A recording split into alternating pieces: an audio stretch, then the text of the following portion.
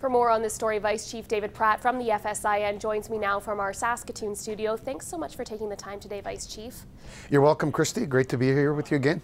Well, why do you think Saskatchewan needs an Indigenous children's advocate? Well, the chiefs in our assembly passed a resolution, 5 of them actually so far, going as far back as 1991. So it's not something new that we've been advocating for. It's been something that we've been speaking about for a long time. And we're not just calling for both a provincial First Nations child's advocate and ombudsman, but even nationally. In Saskatchewan, we know what the statistics are. 83% of the children in care are Indigenous, and we feel like a First Nations advocate and ombudsman would be able to do a better job in terms of identifying some of the gaps and challenges that our families face dealing with the foster care system. The tragic death of Tina Fontaine is actually of a lot of people calling for a major overhaul of our child welfare system. They say the system failed her. What do you think is the first thing that needs to change with Saskatchewan's system? Well, there's a number of issues, I've raised with the ministry. Obviously we want to reduce the numbers of our children in care. Also the ministry has the children that are in full-time care, 60% of them aren't graduating or completing high school. So that's robbing them of opportunities.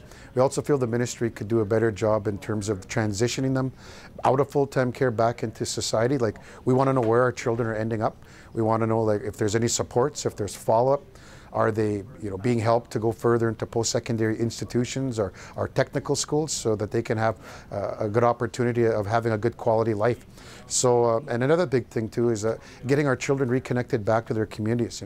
We have about 900 children currently within the system in Saskatchewan who are not registered to their First Nation. So we've extended a hand out to the ministry to assist them with that, to be able to get these children connected back to their communities, because we believe that that has a great deal to do in their individual mental health and overall well-being as a human being.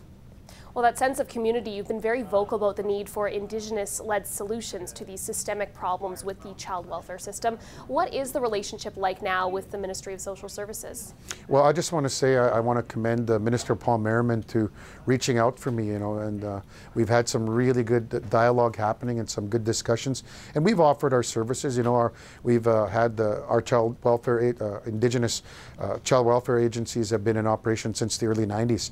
So we've got a lot of years of experienced people around the table.